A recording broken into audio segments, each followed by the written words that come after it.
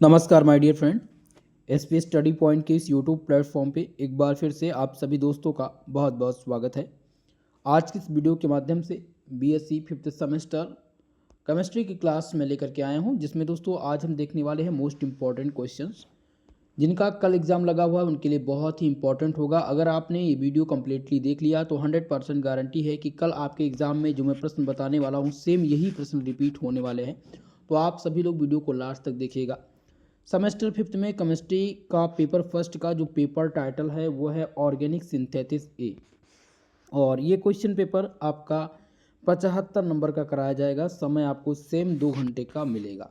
ठीक है, तो दोस्तों पेपर को डिस्कस करने से पहले, इंपॉर्टेंट क्वेश्चन जानने से पहले आप सभी लोगों से मेरा निवेदन है कि वीडियो को जितने भी आपके दोस्त हैं उनको शेयर कर दीजिएगा, और जो भी हमारे इस चैनल पर नए हैं चैनल को सब्सक्राइब जरूर कर लीजिएगा। प्रश्न पत्र आपका 3 खंडों में विभाजित होता है, आप सबको पता ही है, लिखित पैटर्न के आधार पर सेक्शन ए, सेक्शन बी और सेक्शन सी। सेक्शन ए में आपके जो प्रश्न होते हैं वो वेरी शॉर्ट टाइप के क्वेश्चंस होते हैं, अति लघु उत्तरीय प्रश्न। सबसे पहले हम अति लघु उत्तरीय के उन प्रश्नों को जानेंगे जो रिपीटेड हैं, जो एग्जाम में बार बार पूछे जाते हैं। ठीक है, तो चलिए डिस्कस करते हैं प्रश्नों को। पहला प्रश्न पूछा गया था इसमें कि rights a short note on ozonolysis, ओजोनीकरण पर संक्षिप्त टिप्पणी लिखिए। तो दोस्तों ये रिपीटेड क्वेश्चंस हैं, इनको आप ध्यान रखेंगे, इसलिए आप इनको ट्रिपल स्टार से इंडिकेट कर दीजिए, वेरी वेरी मोस्ट इंपॉर्टेंट के नाम से।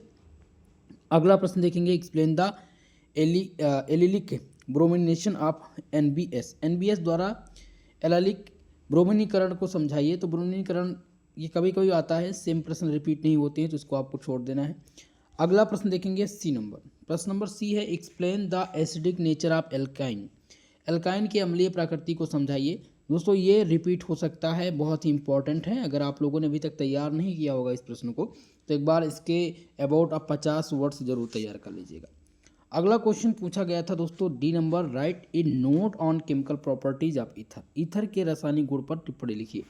तो ईथर के प्रिपरेशन मेथड, ईथर बनाने की विधि, देखिए ईथर बनाने की विधि और प्रॉपर्टी यानी इनके गुण, गुण में आप लिखेंगे रासायनिक गुण और भौतिक गुण, इतना आप तैयार रखेंगे इसके बारे में। ठीक है, तो ये आपके लिए बहुत ही रामबाण प्रश्न रहेगा, इंपॉर्टेंट क्वेश्चन होगा। क्लियर है? चलिए अगला क्वेश्चन है, explain the nutrition of benzene, benzene के नाइट्रीकरण, नाइट्रीकरण को समझाइए। भाई ये क्वेश्चन आता है नाइट्रीकरण वाला, बेंजीन के नाइट्रीकरण के लिए समझाइए, तो इसको आप ट्रिपल स्टार से इंडिकेट कर दीजिएगा, रिपीटेड है ये।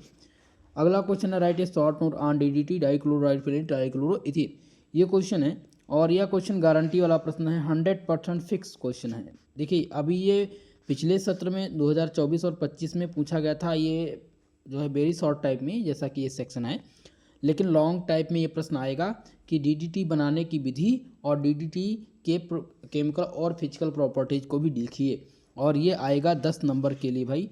तो इसलिए ये बहुत ही मोस्ट इम्पॉर्टेंट है, आपका डीडीटी वाला नोट कर लीजिएगा। डीडीटी जिन्होंने नहीं तैयार किया है वो एक बार डीडीटी के अबाउट 200 वर्ड तैयार जरूर कर लीजिएगा। 100 वर्ड्स तो आपको आना ही चाहिए अगर आपको पेपर पास करना है अच्छे नंबर से, तो ठीक है।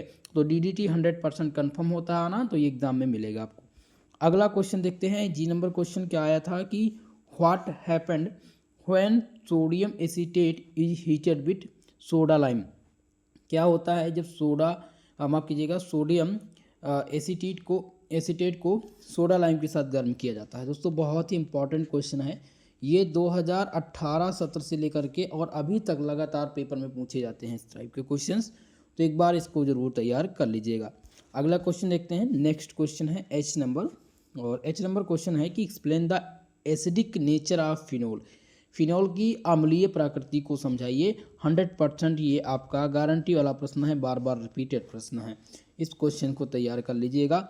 आई नंबर क्वेश्चन है कि how is glycerol prepared from fat and oils, वसा तथा तेल से ग्लिसरॉल का निर्माण कैसे होता है। तो सेम ऐसे प्रश्न रिपीट नहीं हो सकता है, आपसे पूछेगा कि give the method and preparation method and general properties of glycerol. Okay, तो ग्लिसरॉल बनाने की विधि, और जब बनाने की विधि आप लिखेंगे तो लगभग 1 से 2 विधि, 2 विधि कम से कम बताइए, 2 विधियों का उल्लेख करिए, तभी पेपर में आपको अच्छा मार्क्स मिलेगा। ठीक है, चलिए नेक्स्ट क्वेश्चन देखते हैं। और अगला क्वेश्चन आया था, right a short note on peroxide effect, और ऑक्साइड प्रभाव पर संक्षिप्त टिप्पणी लिखिए। तो ऑक्साइड इफेक्ट आता है पेपर में, ये भी इंपॉर्टेंट है आपका। क्लियर है। हमने यहाँ पर जो आपके वेरी शॉर्ट टाइप थे उनको बता दिया है, जिसमें आपके जो प्रश्न रिपीट होने की संभावना थी वो मैंने बता दिया। अब बात करेंगे सेक्शन बी।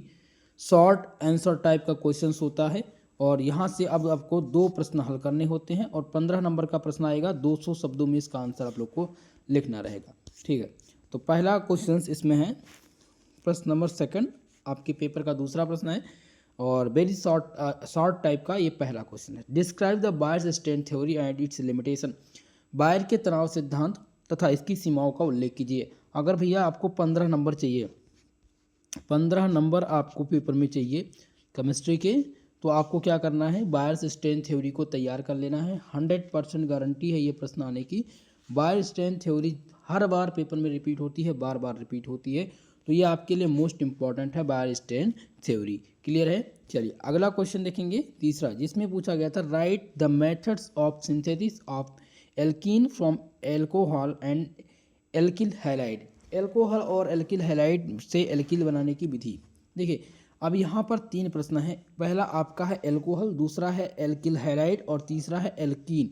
ये 3 हैं और तीनों का आपको क्या पता होना चाहिए, प्रिपरेशन मेथड, इसके बनाने की विधि पता होना चाहिए। एल्कोहल कैसे बनाएंगे, एल्किल हैलाइड जिसे आप RX लिखते हैं, एल्किल हैलाइड कैसे बनाएंगे, एल्कीन कैसे बनाएंगे, ये तीनों आपको पता होना चाहिए, इनके प्रिपरेशन मेथड और इनकी प्रॉपर्टीज। अगर आपको अच्छा नंबर चाहिए तो भाई ये फिक्स नहीं है कि तीनों में से तीनों आएंगे, तीनों में से किसी एक या 2 का आना 100% कन्फर्म है, तो ये भी आपके लिए इम्पॉर्टेंट है। ठीक है। चलिए अगला क्वेश्चन देखेंगे।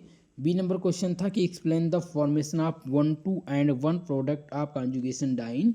तो संयुग्मी डाइन में 1,2 और 1,4 का उत्पाद बनाना समझाइए। तो कंजुगेशन डाइन क्या होती है ये आपको तैयार कर लेना है। ठीक है दोस्तों, याद रखेंगे कंजुगेशन डाइन क्या होती है, इसके अबाउट 200 वर्ड तैयार कर लीजिएगा। सेम यही प्रश्न रिपीट नहीं होगा, लेकिन कंजुगेशन डाइन का आना 100% कन्फर्म है। क्लियर है। अगला प्रश्न है प्रश्न नंबर 4 और चौथा प्रश्न है कि explain the Huckel's rule with suitable example. Huckel नियम को उचित उदाहरण के साथ समझाइए। भैया ये इंपॉर्टेंट है हकल्स रूल। ठीक है, इसको इंपॉर्टेंट नोट डाउन कर लीजिएगा।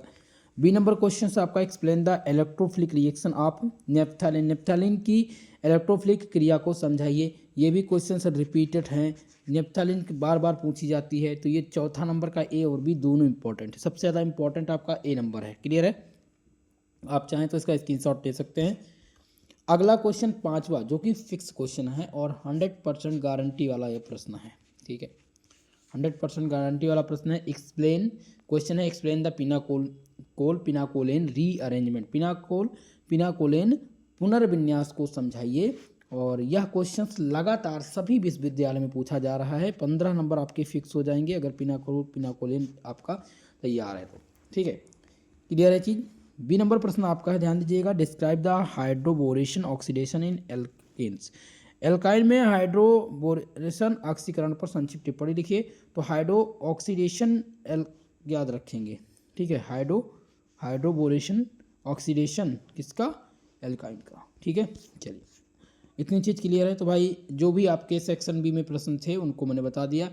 अब हम बात करेंगे सेक्शन सी के प्रश्न की, जिसमें आपके लॉन्ग आंसर टाइप के प्रश्न होंगे और यहाँ से आपको करना रहता है एक ही प्रश्न। अब ठीक है एक प्रश्न करना रहता है और मैं यहाँ पर आपको कम से कम 2 प्रश्न आपके फिक्स करा दूंगा जो आपके पेपर में आपको देखने को मिलेंगे। ठीक है चलिए पहला प्रश्न इसमें देखेंगे, प्रश्न नंबर 6 है और लॉन्ग सेक्शन का पहला क्वेश्चन है। Discuss the mechanism of following reaction. निम्नलिखित अभिक्रिया की विधियों का विवेचना कीजिए। अब यहाँ पर आपको देखने को मिलेंगे नेमिंग रिएक्शन देखने को मिलेंगे, यानी कि नेमिंग रिएक्शन जो होते हैं वो बार बार एग्जाम में पूछे जाते हैं और फिक्स होते हैं। ऑर्गेनिक केमिस्ट्री है, ऑर्गेनिक सिंथेसिस है, तो इसमें नेमिंग रिएक्शन बहुत पूछे जाते हैं। अब चलिए आपको नोट डाउन करना है जितना भी मैं बताता चल रहा हूँ उन सभी को। पहला आप नोट डाउन करेंगे हाउवेन हास रिएक्शन। हाउवेन हास अभिक्रिया क्या है, ये पहला आपको तैयार करना है। केवल रिएक्शन आप तैयार करेंगे। दूसरा है क्लासियन रीअरेंजमेंट, जिसका क्लासियन पुनर्विन्यास कहते हैं और ये बहुत ही महत्वपूर्ण है, रिपीटेड है ये। तीसरा आपका है प्राइस रीअरेंजमेंट, जिसे प्राइस पुनर्विन्यास कहते हैं। ये भी आपका इम्पॉर्टेंट है, कई बार एग्जाम में पूछा जा चुका है। तो इन तीनों में सबसे ज़्यादा क्लासियन रीअरेंजमेंट और प्राइस रीअरेंजमेंट इम्पॉर्टेंट है। हालांकि हुबेन हॉसेस रिएक्शन भी पूछा जाता रहता है। ठीक है, क्लियर इतनी चीज़। आप चाहें तो इसका स्क्रीनशॉट ले सकते हैं। ये पहला प्रश्न आपको मिल गया है। अब बात करेंगे प्रश्न नंबर 7, डिस्कस द फॉलोइंग, निम्नलिखित की व्याख्या कीजिए। क्वेश्चन क्या दिया है, cleavage the ether by hydrogenation of HI, hydrogen iodide जिसे HI से लिखते हैं, द्वारा ईथर का विदलन कैसे होगा, ये आपको बताना है। देखिए ये क्वेश्चन फिक्स तो नहीं है, मैं फिक्स नहीं कह सकता, लेकिन रिपीटेड भी हो सकते हैं। तो अब इनको अगर आपने पढ़ा होगा तो ठीक है, कल पेपर है तो इतना आपको तैयार नहीं करना है, केवल उतना ही पढ़ के जाना है जो कल पेपर में मिले, तो इसको छोड़ दीजिएगा। अगला आप जो तैयार करेंगे वो तैयार करेंगे ओजोनीकरण, ओजोनोलिसिस, जो कि मोस्ट इम्पॉर्टेंट है। ओजोनोलिसिस क्या है, इस पर कितना 100 वर्ड्स आपका तैयार होना चाहिए। और अगला है बनाना बॉन्ड, बनाना बंध क्या होता है। ठीक है, ये भी आपका इम्पॉर्टेंट है। क्लियर है। चलिए अगला क्वेश्चन देखेंगे, प्रश्न नंबर 8, और इसमें से आपको 1 से 2 प्रश्न तैयार करना होगा। ठीक है, how are the following conversions brought about, निम्नलिखित में से आप कैसे परिवर्तन करेंगे। परिवर्तन करना है ग्लाइकॉल से साइक्लिक एसिटल, ग्लाइकॉल से चक्रीय एसिटल बनाना है। तो ये आपको ड्रॉप करना है, ये नहीं तैयार कर लेना है। आपको तैयार करना है ग्लाइकॉल टू ऑक्जेलिक एसिड, जो कि मोस्ट इम्पॉर्टेंट है, ग्लाइकॉल टू एक्जेलिक एसिड, ये आपका पहला हो गया। दूसरा ग्लाइकॉल टू डाइऑक्साइड, ठीक है, ये भी नहीं, आप छोड़ देंगे, इसको आपको नहीं तैयार करना है। ठीक है, बी नंबर आपको तैयार करना है केवल कौन सा, ग्लाइकॉल टू ऑक्जेलिक एसिड। अगला है बेंजीन टू फिनोल, 100% कन्फर्म है आना। बेंजीन से फिनोल आप कैसे बनाएंगे ये आप बताएंगे। ई नंबर है बेंजीन टू टॉलुइन, बेंजीन से टॉलुइन कैसे बनाएंगे। ठीक है, ये चीज़ है।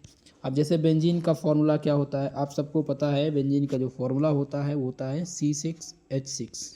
ठीक है, और हमें फिनोल प्राप्त करना है, तो फिनोल का फॉर्मूला क्या होता है, C6H5OH। तो हमने क्या किया, बेंजीन से H2O का रिएक्शन करा दिया, हमारे पास C6H5OH मिल जाएगा।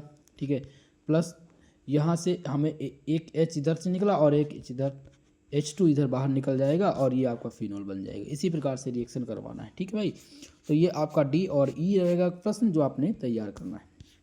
ओके, चलिए, तो आशा करता हूँ कि आज की ये वीडियो आप सबके लिए बहुत ही इम्पोर्टेंट रही होगी, और आप सब लोगों ने जो प्रश्न पत्र मैंने बताया था, जो इम्पोर्टेंट बताया है, वो तैयार करेंगे। ठीक है, इसी सपिक्स में एक और क्वेश्चन पेपर मैं आप सबको दिखाऊंगा, जो कल के लेक्चर में आपके पेपर में इंक्लूड होगा। ठीक है, बाकी इसका सलूशन दोस्तों, इसके सलूशन के लिए आपको क्या करना है कि टेलीग्राम चैनल डाउनलोड करना है। अगर आप टेलीग्राम यूज करते हैं तो आप लोग सर्च कर लीजिएगा SP स्टडी पॉइंट,